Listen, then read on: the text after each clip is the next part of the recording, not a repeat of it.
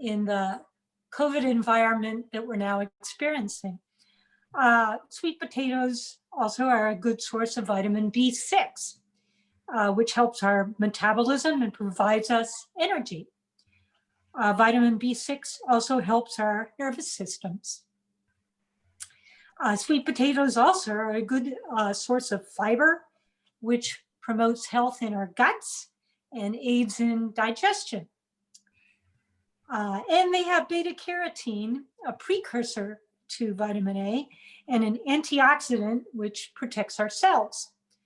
Like vitamin A, beta carotene helps vision. Here we go. And like vitamin C, it helps the immune system.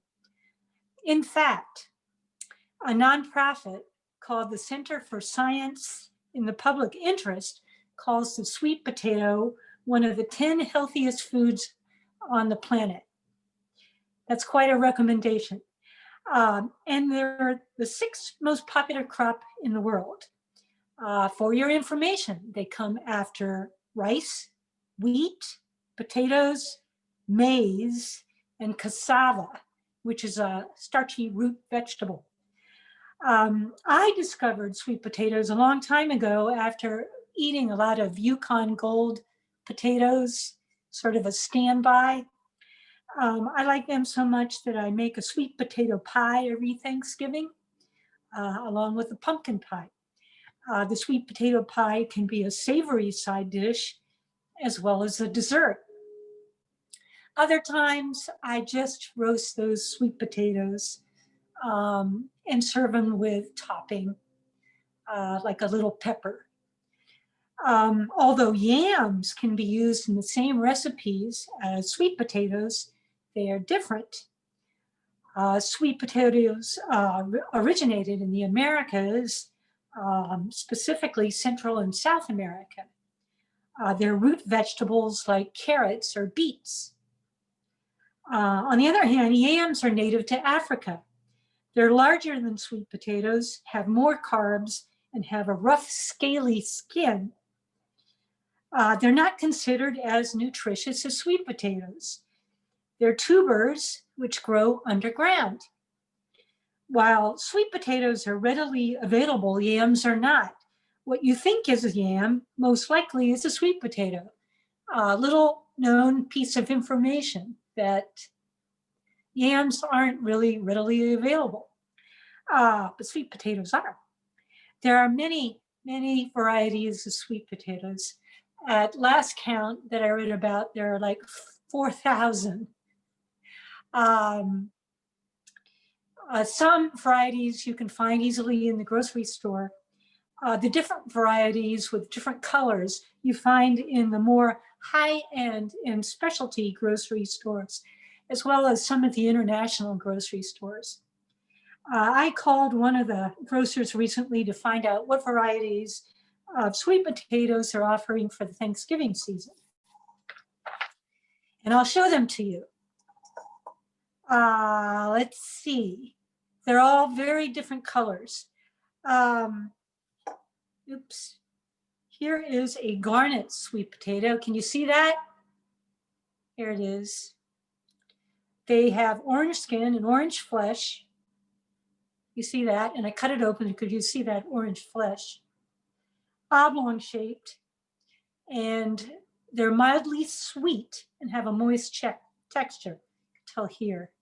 There it is, moist texture. Jewels, which I have here, have orange skins and orange sweet tasting flesh. Sometimes they're hard to distinguish from the garnets. They're popular in baking and casseroles. Garnets have a slightly deeper orange flesh. So here it is. The Hannah sweet potato has tan skin, you see here, and creamy white colored flesh. I am told that chefs like to use the Hannahs to make a mash because they bake to a nice golden brown. So here we go. Moving to the purple colored sweet potatoes. which personally I don't think I have ever tasted. And usually they're a little hard to find outside of this Thanksgiving season. We have the Japanese, you can't miss it because it's purple, deep purple, and has white flesh inside. I'm not sure how many of you have tried these, also called murasaki. It reportedly has drier flesh and a sweet, nutty taste. And again, I say reportedly because I haven't tasted it myself. And then there's the Stokes, which has deep purple skin, you can see, and purple flesh. And some people mistake this for a beet, but it's a sweet potato.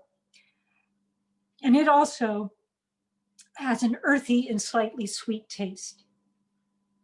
Okay.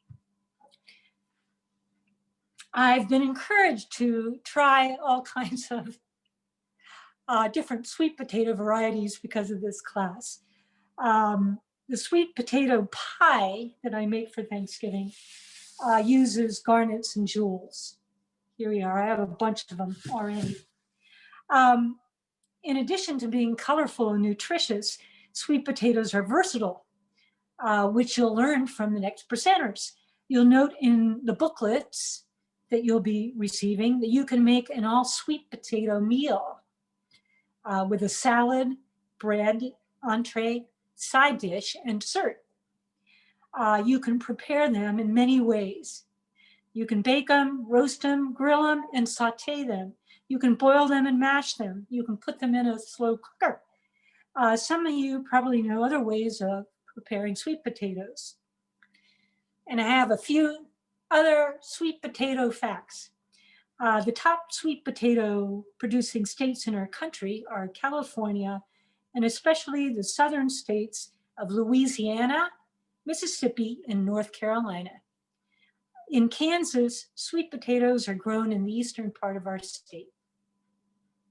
If you ever want to grow them, they're usually planted in March and they mature in about 3.5 months. The roots develop beneath the soil.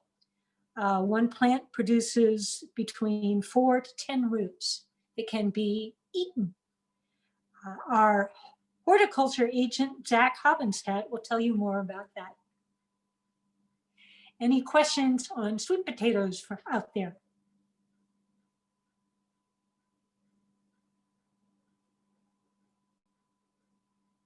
Questions?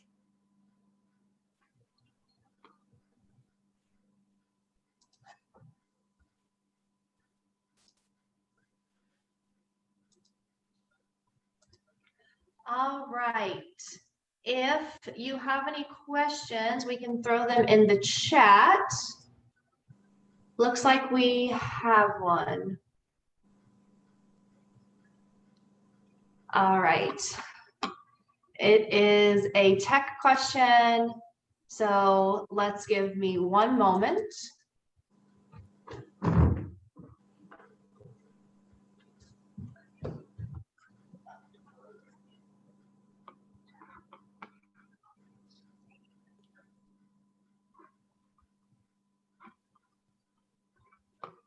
All right, so it doesn't look like we have any questions related to sweet potatoes, so we will now go to Zach. All right, can you hear me okay? Nod of heads, yes, yes. Great, okay, cool. Hi, my name is Zach Hoppenstedt. I'm a horticulture extension agent in the Johnson County office. My primary focus is working with fruit and vegetable growers in the county. I studied horticulture at K-State and I actually did my graduate research on sweet potatoes, which is sort of a kind of both been my pleasure and curse in my life. But I do get to talk about sweet potatoes quite a bit and have become have you know, learned more about this crop than I ever thought I would growing up. So I'm going to share my screen really quick, and I'm going to give you guys a quick primer on growing sweet potatoes in Johnson County. Can you guys see that okay? That's a picture of us laying sweet potatoes, one of the research assistants at our Olathe experiment station, and a beautiful sweet potato flower. It's in the morning glory family, so it has those sort of characteristic bell-shaped flowers. They don't always blossom. The conditions have to be just right, but when they do, they can be obviously very ornamental, even though they're so nutritious, as Barbara so perfectly described. And then on the far right is a picture of me during one of our harvests at the research station in Olathe. And I remember when I showed this picture to my grandma, and she thought that we had gone and purchased some lobsters for some sort of extravagant meal that we were gonna have. And I said, no, Grandma, those are sweet potatoes. So anyway, what I'm going to try to help you guys understand is there's kind of two distinct production cycles when we think about sweet potatoes. Instead of planting from a true seed, like we might do with a tomato or a cucumber, we actually use a vegetative propagule, to use some horticulture jargon for you, which is just a fancy way of saying we use a vine or a stem cutting. And we basically reproduce sweet potatoes kind of like cloning from a mother plant. And the way that we do that is by sprouting some of the roots that we grow and harvest in the fall. We save them over winter, and like Barbara mentioned, we usually start the production of the planting material, which we call slips, and I've highlighted that production cycle in late March, early April, depending on the part of the state that you're in. And then the second part of the production cycle is once you've harvested those vine cuttings, planting those to produce what we call a storage root. It's called a storage root because it stores carbohydrates. It allows the plant to overwinter in certain climates, where sweet potato is actually a perennial crop in subtropical and tropical regions. It doesn't overwinter very well where there are hard winters like we have here in the Midwest, and it's grown more as an annual. So I'll go into a little bit more detail. What's a slip? Slip is just the common name. If you're going to a garden store, you can ask for a sweet potato slip and they should know what you're talking about. It's a vine cutting. It's usually 10 to 12 inches long. And like I said, we sprout sweet potato roots in the spring to get usually 10 to 15 vine cuttings per plant. I actually still have, I'm a plant hoarder, is what my girlfriend would say. And I still have a sprouted sweet potato here with some vine cuttings that are just barely hanging on. They don't have any leaves on them, but they have just a little bit of new growth here at the top of the plant. And that's really all you need. But you'd like to have some length on the slip, 10 to 12 inches, like I said, because at each one of these node points where there would typically be a branch or a leaf, that's where it'll actually put off new roots. And that's where the sweet potato root that we all love to eat will develop, is off of those nodes. And so you need to get those a few inches into the ground. And then after we plant them, usually about 100 to 120 days from planting the slip, in late May, early June, even into July. And then we're harvesting sweet potatoes in the fall. I'll show you kind of what sweet potato production looks like at a commercial scale, at a garden scale, and kind of maybe like a home container garden scale. So at a commercial level, we're usually storing our seed roots, which are our sweet potatoes that we've harvested in the fall and overwintered for planting stock to produce slips. We usually store them in these large bins that hold up to a ton of sweet potatoes. We usually heat up the storage room a few weeks before we bed the roots, and I'll show you what that looks like, so that we start to get the sprouting biochemistry, so to speak, within the root, to have that process start to begin, and it makes producing the vine cuttings more quickly when we put them in the ground. But you can go to your local grocery store and you could purchase, I would recommend organic sweet potatoes, just because they're going to sprout a little bit more easily, because they don't use any sort of inhibitors to help them store longer, like with a conventional or a non-organic sweet potato. You just might have a harder time sprouting a non-organic sweet potato. And if you want to sprout them before you start producing your vines, just using a brown paper bag and storing it in a warm spot, maybe in a closet, and sealing the bag will kind of help to have these nodes on the root start to put out buds. And that'll make the process of producing your vine cutting go a little bit more quickly. After we've pre-sprouted them at the commercial level, we're laying them out in 100-foot rows and putting them at ground level and then covering them with a few inches of soil. And then using a bed shaper implement off of a 4-wheel tractor, like you can see in this picture from our Wichita experiment, K-State's Wichita experiment station, where they do the majority of our sweet potato research. But this is what that covering the sweet potatoes looks like at more of a hand scale. This is my former colleague at the research station, Paul, who's getting his workout for the day covering the sweet potatoes by hand. And then obviously, like, you can produce these like I showed you within a mason jar. If you remember science class from elementary school, you probably did something like this. And it's definitely a very suitable way to get your slips started at home. And this just shows you an example of how I'm not only a plant hoarder at home, but at work, because this is my cubicle. And also using just standard planter boxes and using either a builder sand or a potting soil to cover them. That can also be a really good way to get your vines started. This is another look at the commercial scale. If we're starting early in the spring, we're using a plastic mulch to get the beds warm. You can do that at the garden scale too. And this is just, using some plastic sheeting from Home Depot to warm up your beds earlier in the spring. As soon as you start to see any of the vines starting to come through or emerging through the soil, that's when you know it's time to remove the plastic. And you get these fantastic canopies of vegetation that grow from your slip beds. And you can see what it looks like at larger scale.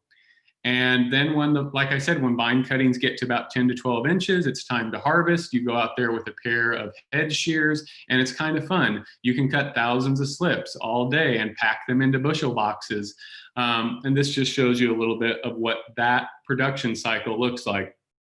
Putting them into bundles if you're selling them, if you're a seed distributor, which was part of my research to figure out the economic value of these vine cuttings, which can sell from anywhere to a couple cents per slip to a couple dollars, depending on what varieties.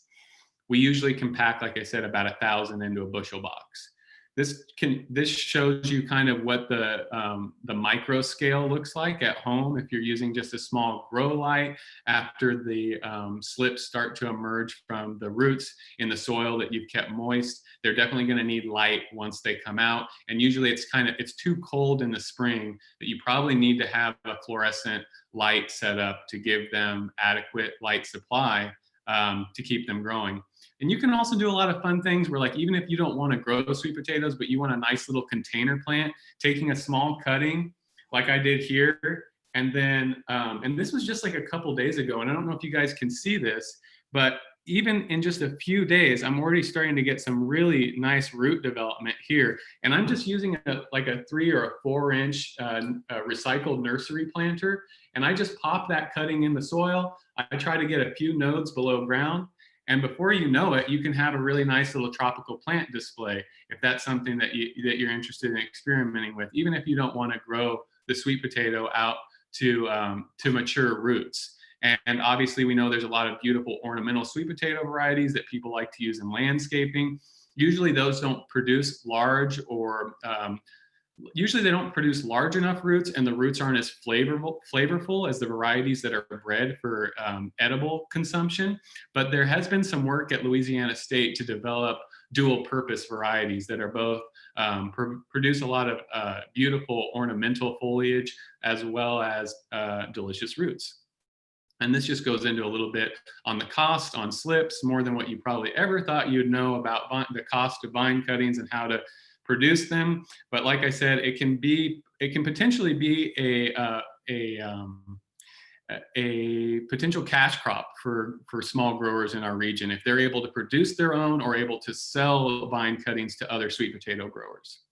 But getting into actually planting those vine cuttings, which is the second part of the production cycle, we're usually doing that in early June through July. They don't require a lot of fertility. You just want to make sure you get those vine cuttings 4 to 5 inches deep. They'll look absolutely pathetic when you put them in the soil for the first few days because they don't have any roots. They're unrooted cutting, and so they wilt extremely quickly. You need to make sure you water a lot during this period of time. Before you know it, you have this tremendous establishment coverage of all of your beds, and you don't even have to weed about a month and a half in because the vines can extend so long, up to 14 feet when the plants are finally mature. Like I said, planting from mid-May through early July, you just want to make sure soil temperatures are above 60 degrees. You can do them in 5 or 10 gallon containers. You can do them in raised beds. You usually just want to make sure they have at least a foot space between plants.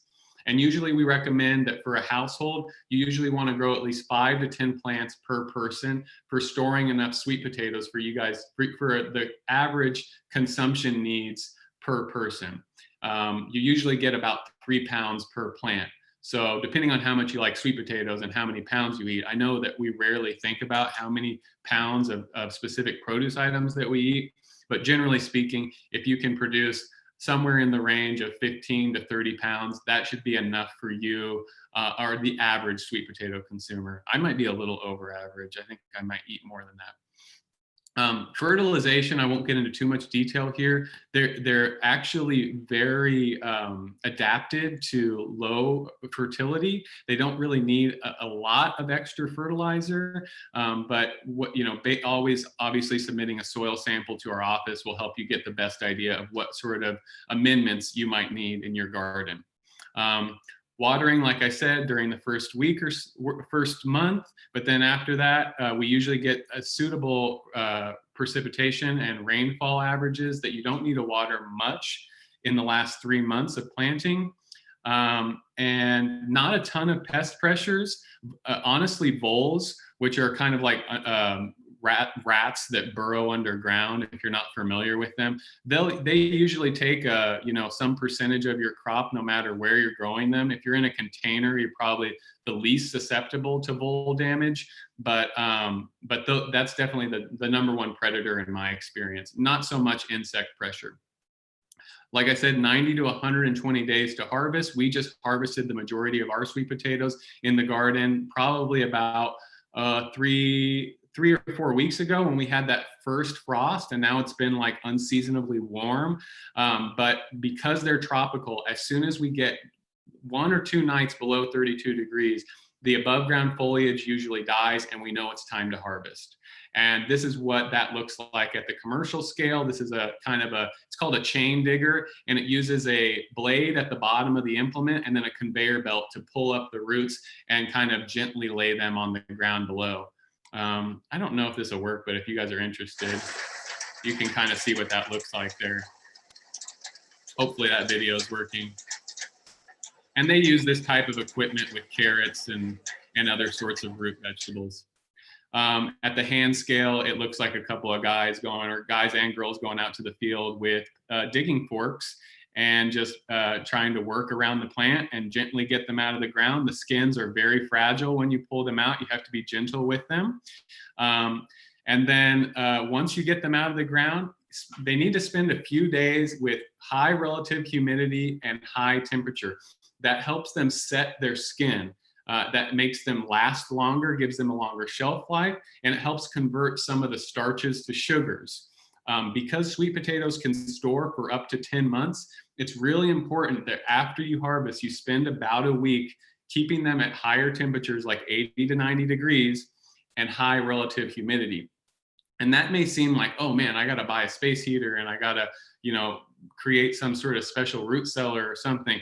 But really, if you harvest enough, if you plant enough, keep in mind that sweet potatoes are putting off heat when they're harvested, and they're also putting off moisture. So if you can keep them close to each other, like you can see on the pictures, the far right, the middle and right, where you have multiple sweet potatoes all within the same bin, that helps trap moisture and heat better than when you only have a few on the far left And then you can see they start to dry out more quickly because there's not enough ambient moisture in the air.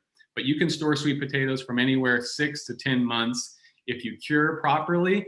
And then after that week of curing, you're really shooting for about 55 degrees for what we call cool storage. Don't store your sweet potatoes in the refrigerator. That will lead to off flavors and discoloration. You want to keep them probably, if you have a basement that stays somewhere in the 55 to 65 degree range, that would probably be the best place to store them. And just really quickly, last thing, I've gone over time here, I apologize, but different sizes for grading standards. US number 1, the sort of cream of the crop that you're going to see at the grocery store, is usually 3 to 9 inches in length and 1.75 to 3.5 inches in diameter. This is the grading tool that we use. You can kind of be careful, it gets kind of provocative here. You can see some of the different shapes and sizes that you get from a standard sweet potato harvest. And they get really odd here at the end. And obviously these are culls or something that would be used for processing. Almost it's kind of human-like there. But anyway, long story short, more information than you ever wanted on growing sweet potatoes. But hopefully it helps you and hopefully encourages you to maybe experiment with them, because they are a very forgiving plant to grow. Even if you don't think you have a green thumb, they're probably something you could have success with. So I'll leave it there. I'm sorry for going so long over time. If there's any quick questions, I'd be glad to take them. Or if Lainey feels like we need to move on, we can do that too.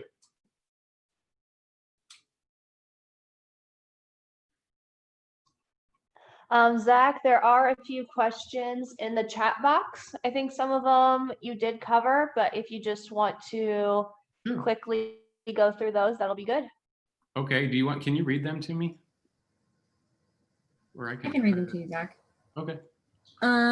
So the first one is, how do you save over winter? Yeah, I mean, like I said towards the end, the best way to get longevity out of your sweet potatoes is to try to store them at 55 degrees Fahrenheit. And if you can achieve some good relative humidity as well by storing multiple sweet potatoes together, then you'll have an even better chance of getting them. I mean, really, if you harvest in October, you really only need, for seed stock to be able to sprout your own slips, you only really need to get them to March, more or less. So I have to do the math there, but basically 5 months.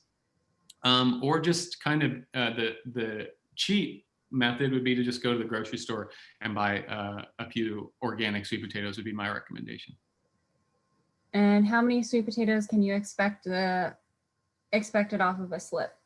One plant will produce probably like anywhere from 3 to 4 number ones, and then a few smaller ones, maybe one jumbo. But like I said, you're shooting for somewhere in between 1.5 to 3 pounds per plant.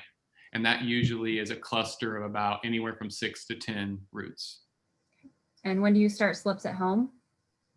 When you start slips at home, when do you? Yeah. Yeah.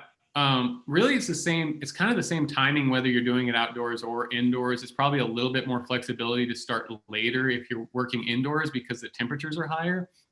But generally speaking, I would say like I'm trying to do that sort of pre-sprouting where I'm taking the sweet potatoes and just starting to get them, in a closed space that's warm and moist to have that the formation of those slips, those buds, that bud development. I'm probably doing that like at the end of February or early March. And then I do that for maybe 3 to 4 weeks. And then hopefully by late March or early April, I'm actually either submerging the root end in water if I'm doing it that way, or like I said, putting them in potting soil or moist builder sand to try to get them to sprout in that sort of container environment. Both are suitable for home slip production, either doing it in a medium like a potting soil or doing it with at least half of the root submerged in water. Okay. And have you found any difference in water or dirt slip root systems? And is Beauregard the standard grown in this area? Yeah, I would just say that if you sprouted sweet potatoes in jars before. Like, I would encourage you, I think my preferred method, it maybe takes a little bit more preparation, is doing them in a potting soil. I think you have better results. You can maximize space. The jars take up more space than the actual the production that you get out of them. If you can kind of consolidate within a plastic tray that's filled with potting soil and getting the roots covered with a 1/2 inch to 1 inch of potting soil, that is a better method, because sometimes people put them in the jar and they don't really support them, and the roots just end up rotting in the water. You need to change the water regularly as well. So I'd say if you haven't tried doing it in potting soil or a builder sand, that you might experiment with that. But make sure you have drainage holes in your container and that it's not sitting in water, even regardless of whether you're doing it in a container or you're doing it in a mason jar. Okay, and so we're kind of running out of time, so this will be our last one. We've had a few people ask what varieties in the kit, but I'm not sure if you've actually seen the sweet potatoes we have. So what's the most common sweet potato you'd find at the supermarket? Well, someone asked about Beauregard, and Beauregard used to be a very standard variety. It's become less available, I feel like, at large grocery stores. But there are varieties that are very similar that are the parent, the breeding line is still connected to Beauregard. Not without getting too into the weeds here, Beauregard has started the big producers that Barbara mentioned in North Carolina and Mississippi, California, started to move away from Beauregard a little bit because of some disease issues they were having, and started to sort of supplement that stock with a variety called Orleans, which for the common consumer looks exactly the same. And I couldn't honestly tell you that these produce companies don't just put Beauregard on it because that's the name that most people are familiar with. But the interesting thing is, in the US, we're so accustomed to the tan, brown skin, orange flesh sweet potato. But in developing world, like in Africa, they really prefer more white flesh varieties. And so a big campaign in terms of food security and combating food-related diseases is trying to encourage the orange flesh varieties in other countries where they're not as popular. And there is so much diversity, but obviously the beta carotene content in the orange flesh varieties are really unmatched.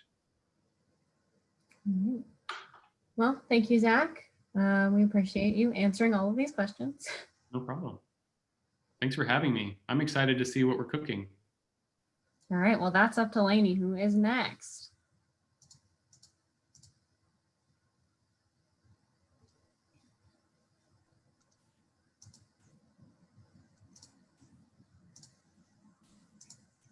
All right, so we have got me spotlighted now. So we are going to be making a sweet potato salad with barley and arugula. So I have my ingredients set out here, and I am ready for our mixing stage. So I'm going to go over with you the process of this, so you can take the recipe from your booklet and do it yourself at home.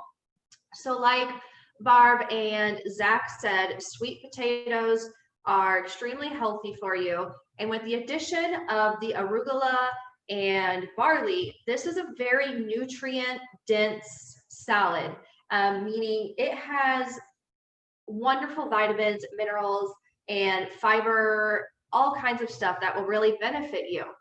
As we've mentioned, it has vitamin A, which helps your eyes. There's also vitamin B, as well as that fiber in a lot of the ingredients, which helps aid in digestion. And it's very important, just like when you're growing up, you want to eat the best food. It's also important as we age older to continue eating the best food. So at all stages in life, we really want to put the best things in our bodies. So a quick mention for arugula. It is a superfood along with spinach and kale. So another really great pairing with sweet potato. In French, it's actually called croquette, which means rocket. So some people call it the garden rocket, which comes from that French name. So to get started, you're going to cook the barley. You'll put it in a pot of boiling water for about 20 to 15 minutes. You want it to get soft, but not mushy, because we don't want it to mush in the salad. After it's done cooking, you can take it and spread it on a baking sheet so it cools down faster so you can mix it in your salad. So right here, I have my barley ready to mix in. So while that is going, you'll be able to cut your sweet potato up. My sweet potato has already been cooking, but you want to cut them evenly as possible into about 1 inch or similar, so you have an even cooking. Once they are done, take them out and allow them to cool. You also, let me backtrack a little bit. You will season them with some olive oil and cumin, salt, and pepper. If you want, you can use a bowl, mix it in the bowl. Sometimes using a Ziploc bag is also really easy. You just kind of move it around in the Ziploc bag, shake it up a little bit, whatever is easiest for you. While the potato cooks, you will dice red onion. Smaller pieces are best for this salad. I like using a mandolin, or there are all kinds of different varieties to dice up and cut up your onions. The red onion really accentuates and complements the other ingredients in this salad. We're now going to work on the dressing. So we have lime juice. I believe it's 3 tablespoons. Let me get my recipe out here. We have 3 tablespoons of fresh lime juice. If you don't have lime, that's fine. You can use lemon juice, which is also a citrus, so it will give it a similar taste. You're going to mix with your lime juice some olive oil, about a 1.5 tablespoons. That olive oil there. 1/4 teaspoon of cumin, and a pinch of cayenne or more if you really like that spicy kick. So you'll take your whisk and whisk up your salad dressing. I have a sissy mouth, so we'll see if this kicks me off my feet when I taste it later. All right. We're going to add the onion.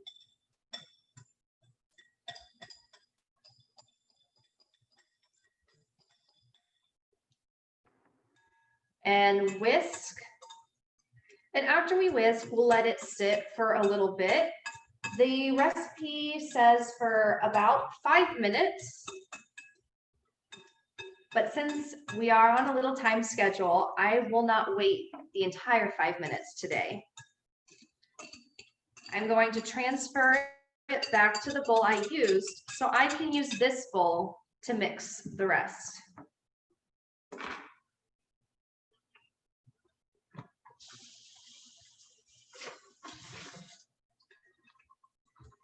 All right. We're going to use this large bowl, adding the barley. Gently let it go in. It will be slightly soft, but hopefully not mushy. Then we will add the onion with the dressing, and we will fold gently. That means we'll bring it up from the bottom of the bowl and then turn the bowl about 1/4 of a turn and repeat.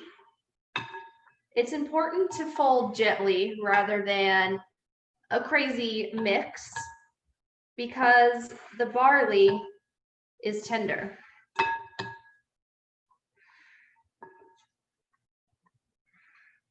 All righty. So if our sweet potatoes are cooled, we'll add those next.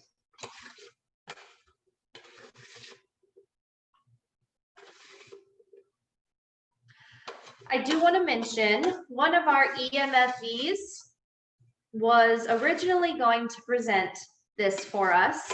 She did a really great job of providing me some notes to follow for the presentation.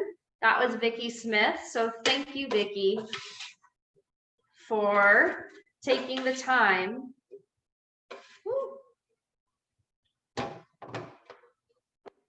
Have some runaway potatoes.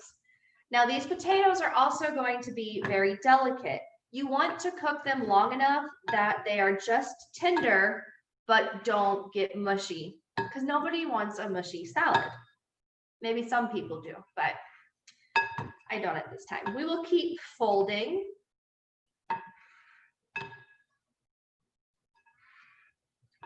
All right, so we have this nice and folded, and we'll add the arugula. I have about 3 ounces is what our recipe calls for here. You can add more if you would like more, less if you don't like. It's flexible. I really like arugula. I remember the first time I had it was at the Nelson Atkins Museum of Art, and it was an amazing salad that I have, which reminds me a lot of this one too. So we will continue to gently fold. Seems that my bowl might be too small.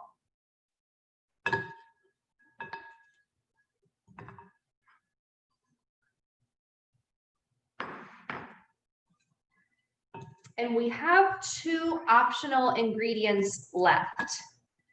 Depending on what you'd like to use, the recipe calls for cilantro or mint to be added. We've chosen mint because it adds a lovely and light, fresh accent to the salad, which has otherwise dense ingredients. So for our mint, you can take your plant, pick the leaves off the stem, and you can either chop or tear them up into small pieces that will spread throughout the salad. I have some here to add that I cut earlier. Now some facts on storing herbs. Purchase the best you can. Make sure they're bright and green. Mint sometimes has some purple in it as well. Try not to get a lot of blemishes if you can. Remove rubber bands from the stems because that can cause damage. And rinse off, pat dry, cut off the stems, and put it in a glass of water like you would a bouquet of flowers. I know that some of our volunteers like to keep fresh herbs handy and have a lovely jar all the time. Also makes a nice decoration. You can also store mint in the freezer. If you don't use all of the mint from your kit or that you buy at the store, you can freeze them and bring it back out to use for later. Mix it with olive oil or water in an ice cube tray, and it's very quick to come back to later. One more optional ingredient is feta cheese. It adds more color and also a very interesting salty and briny accented taste. If you have large chunks of your feta, simply break them up and add it to your salad.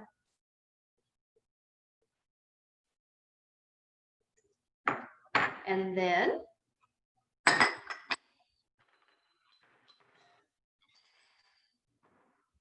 your salad is ready. Feel free to add more or less of extra dressing or mint or feta. I really like feta, So I can go ahead and add a little extra on top here. And I have my salad ready to go. Sorry you can't see it that close right now, but hopefully you'll be able to make it on your own. That is our salad here. Do we have some questions? You do have questions. So the first one was, did you peel the potatoes for the salad? I did wash them beforehand, washed my hands and washed the sweet potato and cut it up right from there. I believe that Marcy is going to have some tips on how to cut sweet potatoes following my presentation. And how many sweet potatoes did you use? The recipe called for, let's see, 1 pound medium sweet potato. So I used 1 sweet potato. All right. I think that was all the questions that I see. All right. All right, our next food volunteer is going to be Marcy. I think going to have a soup or chowder for the cold days coming up. All right.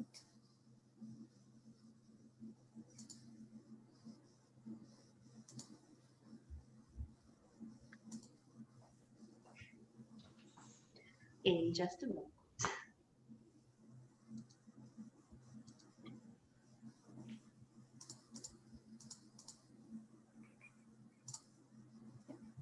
Hi there, I am Marcy Van Lanningham. I'm one of the Extension Master Food volunteers, and I'm really looking forward to making that salad, Lainey. That sounds really good.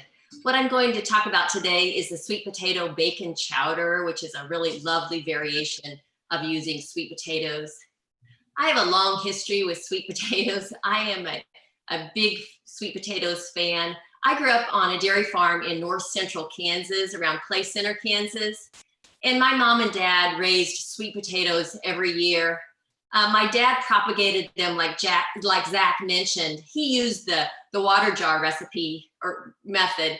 And so our kitchen window was lined with jars that had sweet potatoes growing the slips. And then we grew quite a significant number, enough to store in boxes for the winter, and we ate them all winter.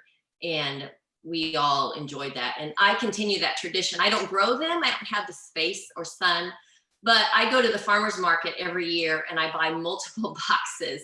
And I do well storing them in my basement, especially I find on the concrete, the unfinished part of my basement. They do particularly well there. And I also store some in my garage, and they do well there.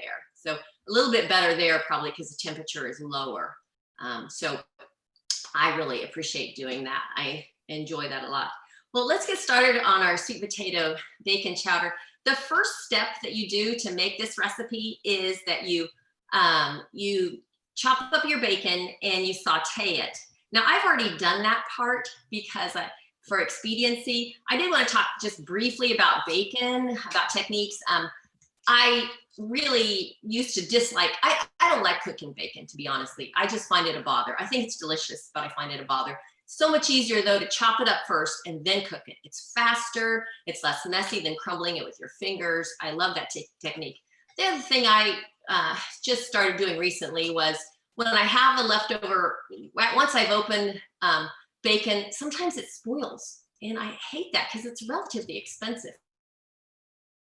And so what I tend to do is, instead of pulling off slices, I tend to, because I use it more in cooking probably than I do eating large bits of it. Then once I have opened it and used it whatever way, in full slice or chop, then I put it in the freezer and then I just cut off sections of it.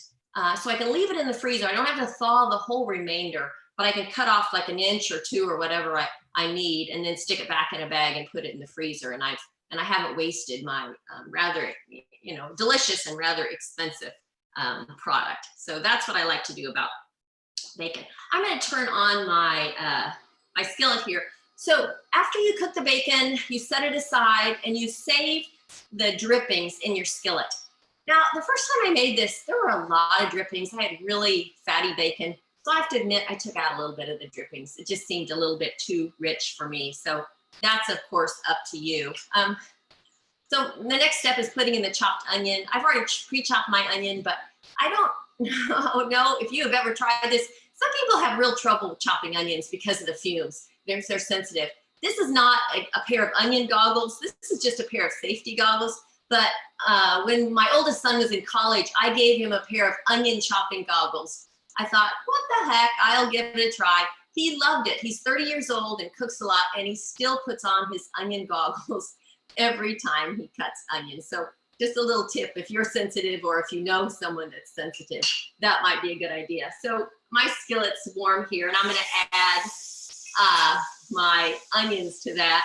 I've also already chopped up, I prepared my carrots.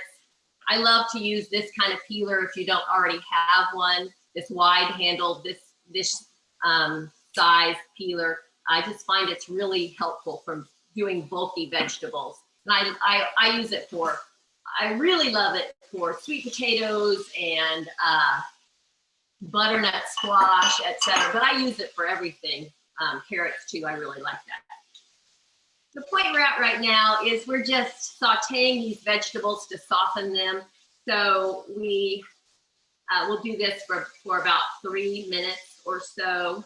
We're gonna add the garlic a little bit later so it doesn't burn or kind of get an off flavor from being overcooked. I've got the minced garlic waiting on the side here. So we'll let that cook a little bit. And then we'll talk about the sweet potatoes. I've peeled this one already with my favorite peeler. Some people really don't like working with bulky hard vegetables. And I would say that it's probably because you don't have the right knife. If you're trying to use a little knife, even this longer knife, then you might find you're being overpowered by the vegetable instead of you being in control of the vegetable. So I would say that you would want to use a bigger knife, at least a small chef's knife. I'd use the biggest knife you have. You might try a little larger chef knife, or my favorite is a Chinese cleaver. This is actually a Chinese vegetable cleaver. It's not a meat cleaver, although it looks like it. It's about 7 inches by 2 1/4 or so. And I love this. I actually, my husband and I lived in China for a couple of years, and that's when I started to use it. A lot of chefs use cleavers as well. And they're a little safer, I feel like, because you've got room to get your knuckles bent and protect your fingertips. And the wide blade is great for scooping, and I really enjoy it. In China, I didn't see anybody use a paring knife. They might have, I don't remember, but they really use these. So the first step as you're cutting up the sweet potatoes would be that you're going to make you might notice that I've got my hands way clear up here. It's easy to do because I've got such a nice wide blade. So you will first want to do a flat surface, and then you're going to continue on with this, cutting it in long strips, and then turning it once again, and then cutting it into cubes. And I'm not gonna do that just for time's sake. I think you'll know how to do that. You work that fine.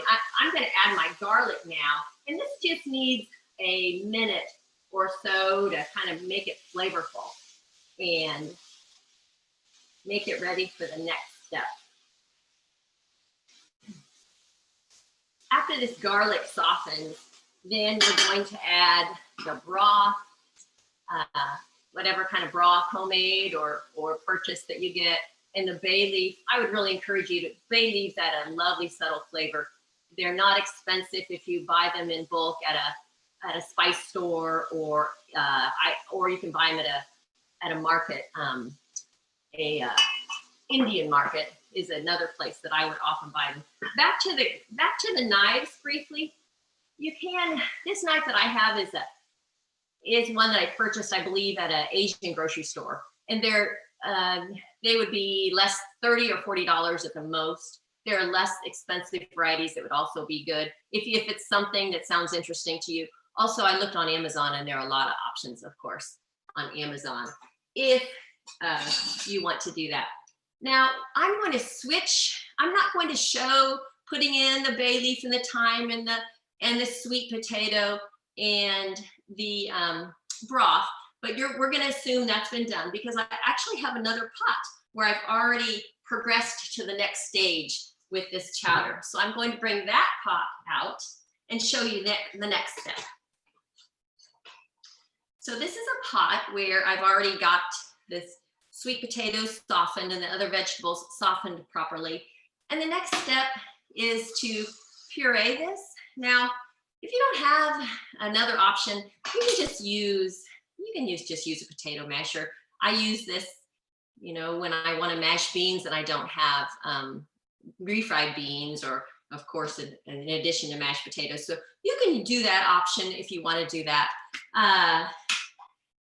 You can also do a blender, but if you do a regular blender, that's another extra step. It's a little more trouble. And you just want to be really careful that because you're working with a hot product, that you don't build up pressure and create a dangerous situation. So if you're going to use a blender and you want to transfer half of it into a blender, you can do that. Take off this top and blend it carefully, go about it slowly, and keep it covered with a cloth to keep yourself safe too. So that would be one way you can do it. My preferred way, if you happen to have one, is an immersion blender. These are not very expensive. They're just super handy. And it says the recipe will have you blend half of it. So I wouldn't go all around and just halfway blend it. I instead would blend 1/2 of the pot, and that way you kind of get a creaminess that's going to be evident on 1/2 of the pot, and then you'll have more complete, kind of prettier chunks on the other half. So it's going to be a little bit noisy, and I'm going to go ahead and do that. Just, of course, make sure you keep your blades down in there so you don't share the soup with the rest of your kitchen.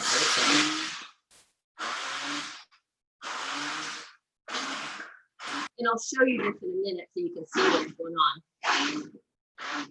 It makes a really pretty orange color. Not a very pretty soup. If you didn't puree it, it's really not that pretty. But when you add the puree with the chunks, then that works really well. Okay, let me take this off and let me show you it, tip it for you a little bit. So maybe you can see then the creaminess on one side and the chunks on the other. And then we're just going to stir that to combine.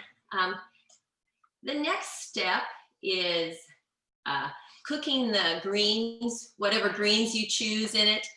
I have kale that I'm going to use today.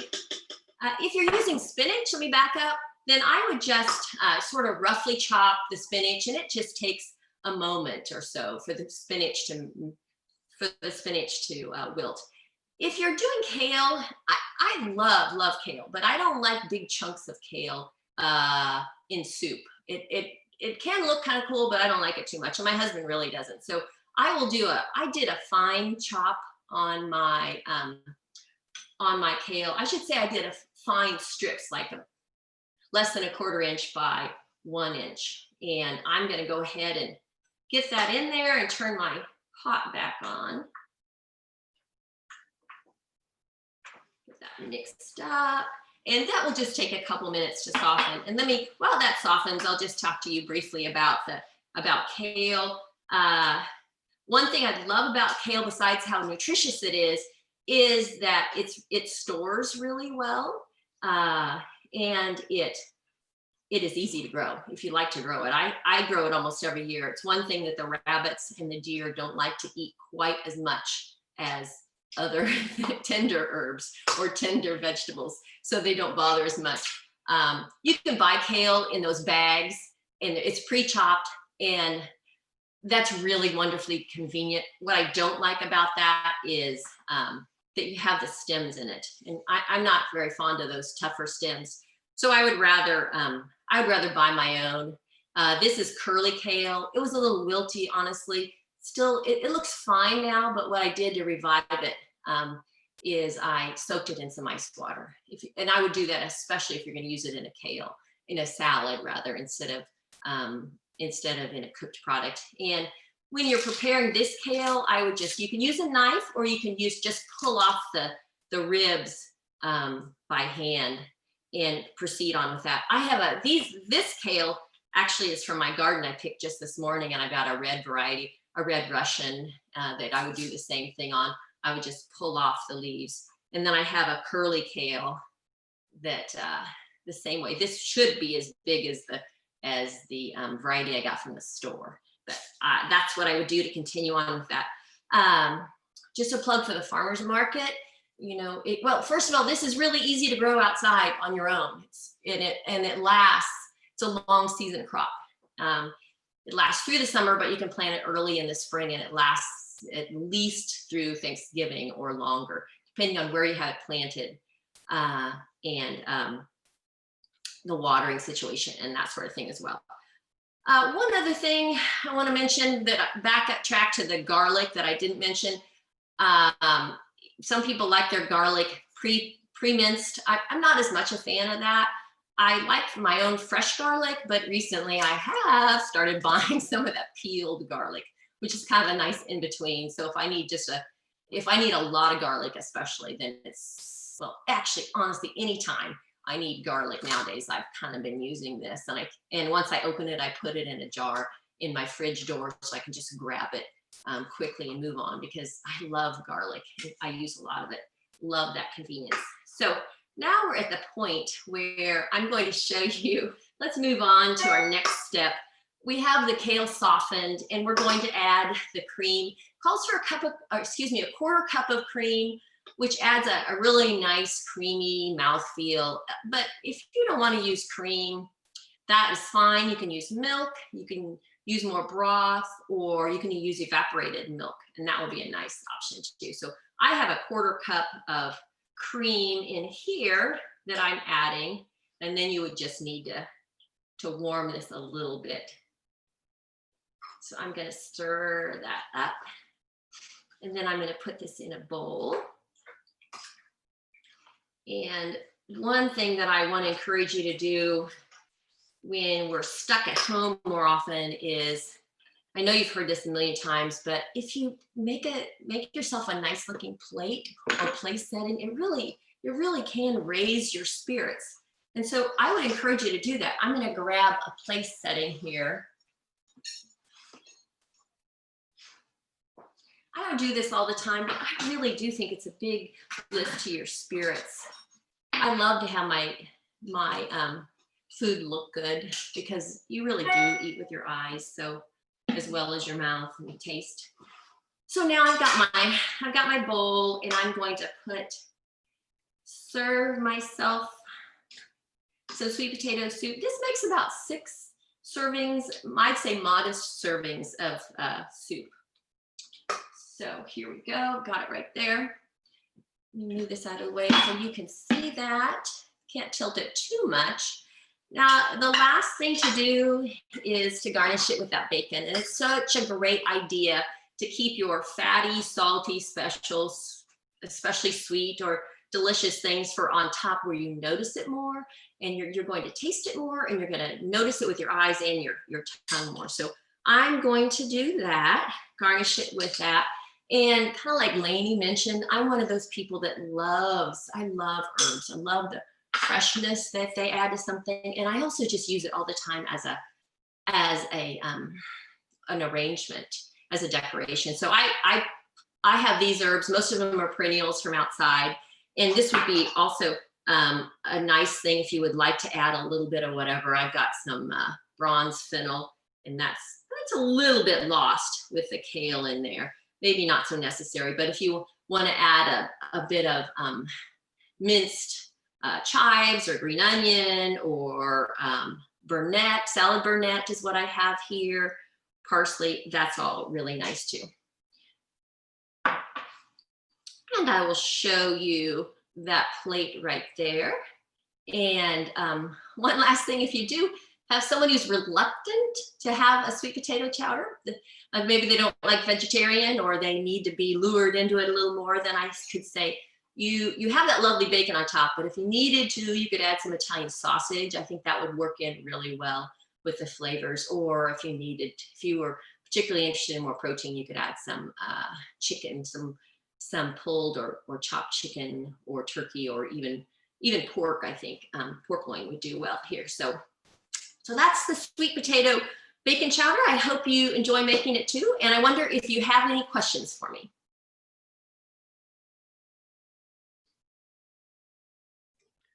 Does anyone have any questions for Miss Marcy?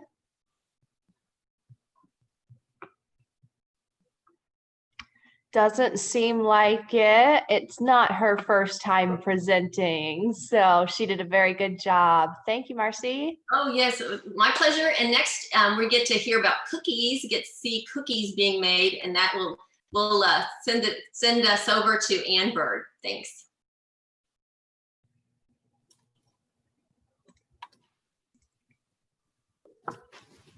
Well, good morning. Almost lunchtime, and I bet some of you are hungry because I certainly am. I'm going to apologize to you first because normally I love being tall, but in today's situation, I cut my head off. But it's more important for you to see what we're doing here, so I'll try not to bounce around too much. As you can tell, all of us today have one thing in common. We are all sweet potato lovers. And you might have noticed that we're having an entire sweet potato meal today. We're having a salad and then the chowder, and we're going to finish up with a dessert. This dessert is called panelé cookies with sweet potato and coconut. And I thought, what on earth is a panelé? Well, a panelé is a Catalonian tradition. They serve these on All Saints Day, which is November 1st. We just missed that.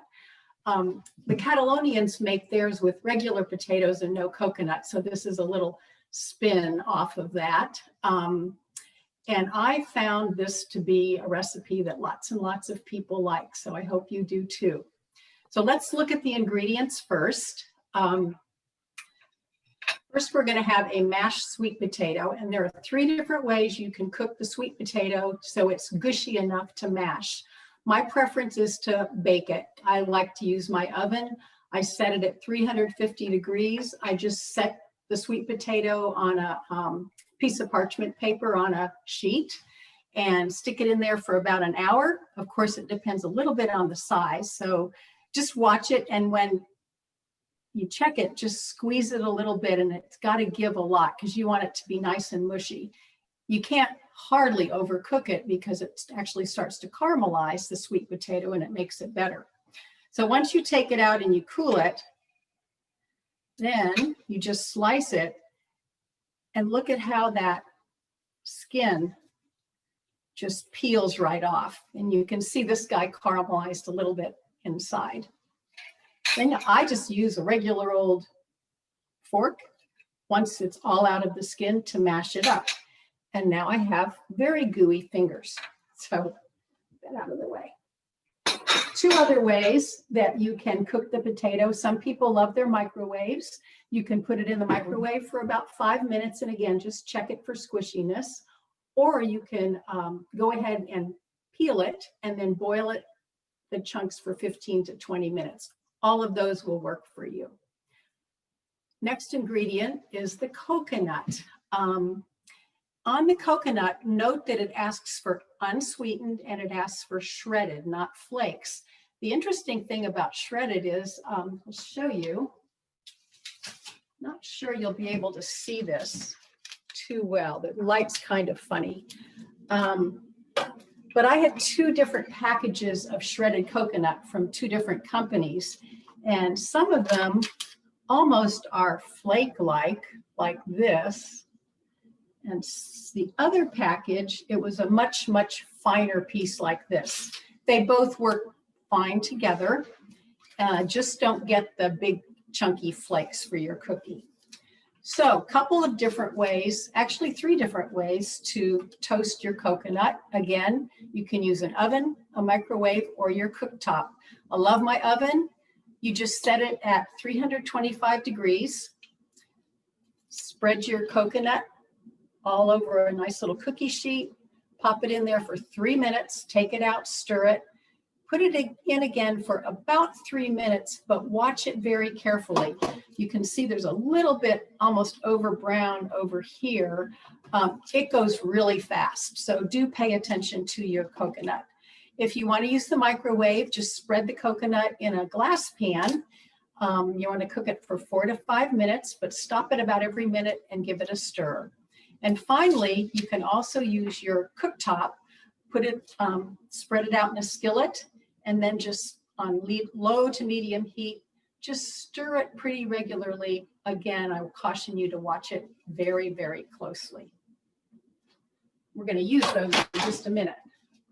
Egg whites. Nothing spectacular about egg whites, except I find that seems like I cook a lot of recipes that use either egg whites or egg yolks. So I just save them in my freezer in a little container, usually like 2 egg whites together, and label it. And then whenever I need them, I can pull them out.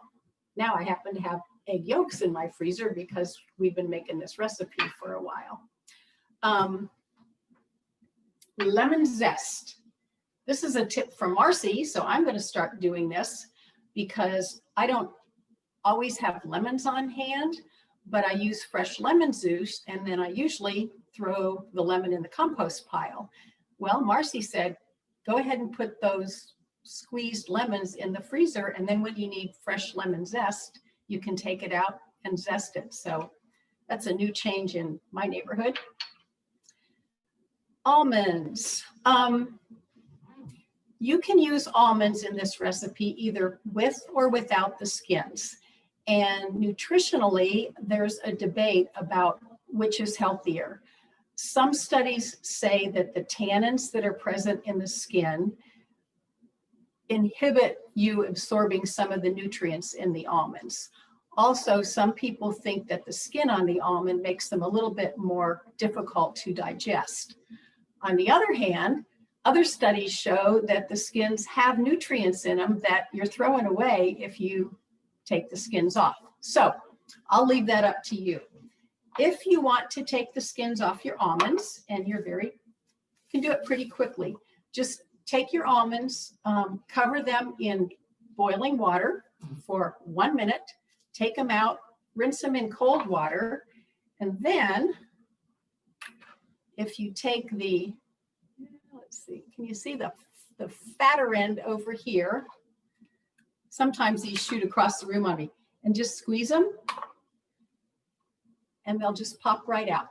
Kind of fun. And if you have kids around or grandchildren, they can have a good time doing that. So you can skin the almonds pretty easily if you want to. Now the recipe wants us to chop up those almonds in a food processor, and it doesn't want them processed evenly. Kind of wants a blend. So we've got our little food processor here. We have a cup of almonds in there, and this could be really loud. I think we're going to get chopped almonds today. Huh.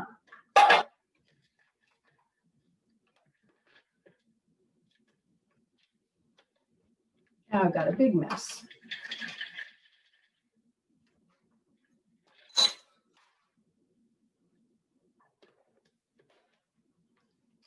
Okay, let's try this again.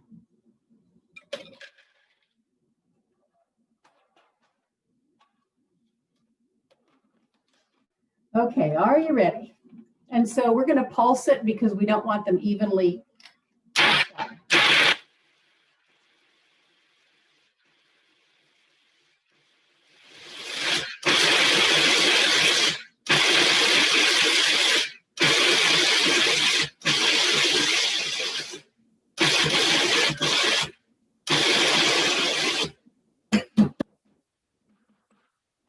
Okay.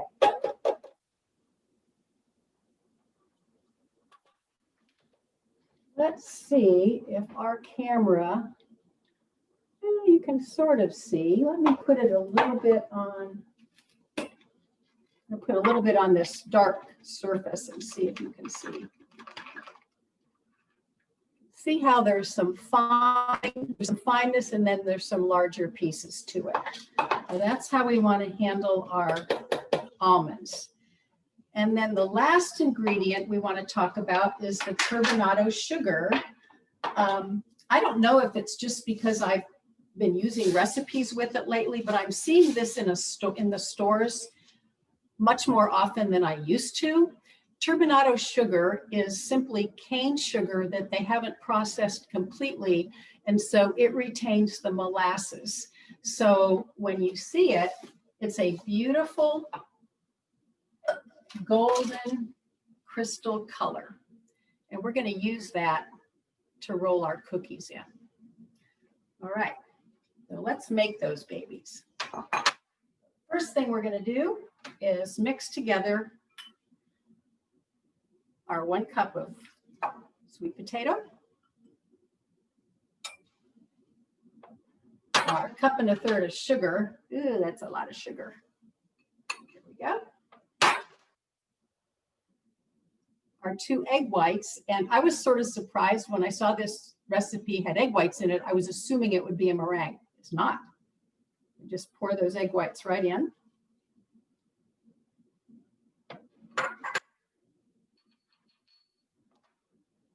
3/8 of a teaspoon of salt.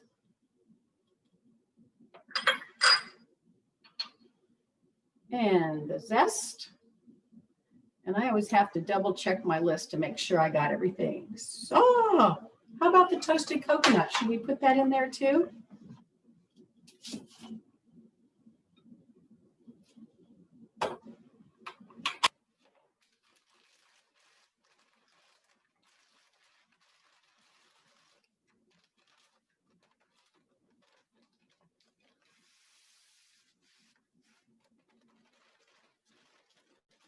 Okay.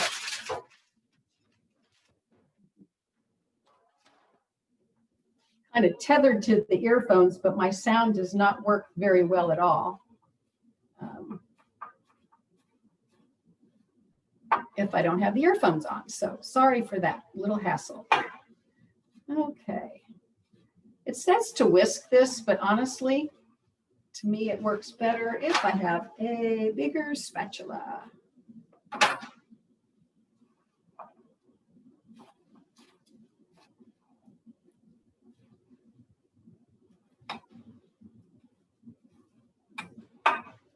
Probably should have a bigger bowl for this.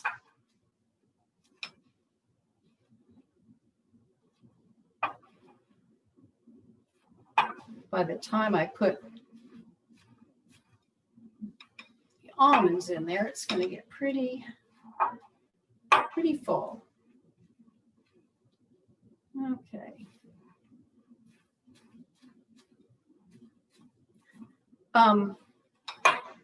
You know, we've talked about how everybody on our group loves sweet potatoes. One of our favorite things at our house, and we eat way more sweet potatoes than we do regular potatoes, but I just bake them and serve them with whatever else we're having. My husband, of course, likes to slather his with butter, but frankly, I just like to eat them. Split the skin open and just eat them right out of the skin. I think they're really delicious. There we go. Pretty gooey, isn't it? Okay, I think our last step now is to add our almonds to this. Who's in?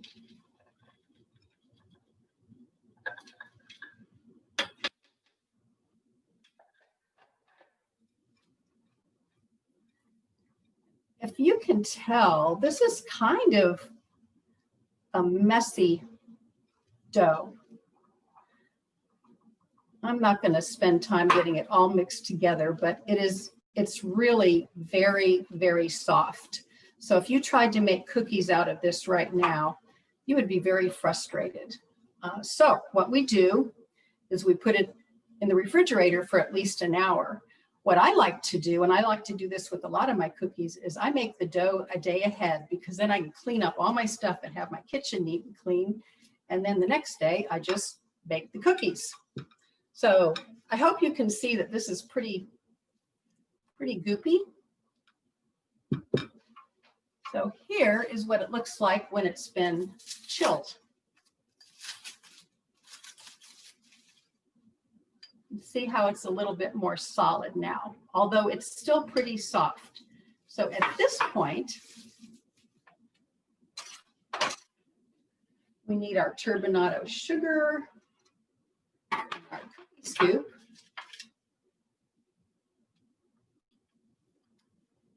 And this is a tablespoon sized cookie scoop, and you're going to get your hands a little gooey, but I just kind of take off the little side things, roll it in your turbinado sugar, and put it on your cookie sheet. And really, you can probably get 3 across here. These do not spread at all. They hold their shape while they're cooking. They cook for quite a while. They cook for, I think it's 18 to 20 minutes or something like that. So it takes a little while. While they're cooking or when they're ready, what you will see is the bottom of them gets just a little bit brown. The outside will be a little bit crunchy, but the inside is going to be soft. This is what the cookies look like when they're finished. You see how there's just a little bit of browning on the bottom of them? And you can store these in an airtight container. I actually had some in a container for more than a week, and they were still good. Now, why they stayed at my house for more than a week, I have no idea. That's kind of unusual. And then one more thing, you might notice that the recipe says you can also use cardamom sugar. Well, cardamom sugar is something, I haven't seen it for purchase, but you can make it. So you just take some cardamom seeds and add a little bit of regular sugar to them and mash those together, and then take that mixture, add it into regular sugar, and instead of the turbinado, you can just roll your cookie dough in those before you bake them. So we have completed our meal now. We've got our pain au lait cookies. I had a couple people that don't like sweet potatoes, and they like these cookies. So give them a try. And I am wondering if you have any questions. We do have 2 questions. The first is, do these cookies freeze well? Oh, that's a really good question. I don't know the answer to that. I am guessing, because they don't really have like a dairy product in them. I guess the only thing I would worry about is, because the outside is crunchy and the inside is soft, would be if when you thaw them, there might be enough moisture that it would take away that crunch on the outside. So any other cooks on our team have any suggestions about that? I probably would just, the recipe makes 50 cookies. So it's not a huge recipe. You can make the dough like even 2 days ahead of time if you want to, and then refrigerate it and then bake it. Maybe I'll pop a few in the freezer and see what they do. Yeah, if anybody wants to know the results of that, I will keep in touch with Anne, and Okay. I can Yeah. send out an email. Because I have a lot of these cookies right now, so it'll be easy to freeze some. Our second question is, if you could please break open a cookie and show us the inside. Happy to. Let me grab that knife.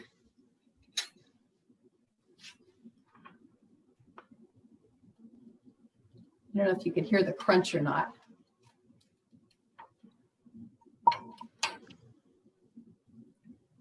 Can you see how it's kind of gooey on the inside? Let's see if I can get it even closer. Yeah, the light hits it funny. So can you see, does that help? So the outside, outside's hard, inside's squishy. All right, thank you, Anne. Mm-hmm.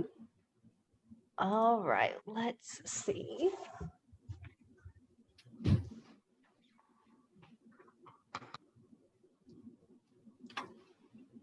All right. If anyone has any more questions, we can turn on our videos and turn on our sound at this point if we would like to have some conversation on this. So if anybody has any questions, please feel free. At this point, we have finished with the presentation portion of the class. Hopefully you'll be able to use what you've learned here and the recipe booklet and recipe ingredients we've provided you and recreate these recipes on your own. Thank you guys for all being here. Be aware, we might be sending out a survey following up to ask everyone what they thought, since this will be our first trial test of this new Zoom version. So if you have any questions, stay on. I see a couple coming through there, so let me run and check on those questions. Thank you guys so much for being here. Also, just as a reminder, if you haven't picked up your kit yet, they are still at the extension office, and I would highly recommend that you go and get them. Yes, thank you. Please, your kits are still here. We'll be open till 5 today for you to pick them up. Let's see, so we did have a couple questions in here about picking up the kits. We can hold on to them till Monday.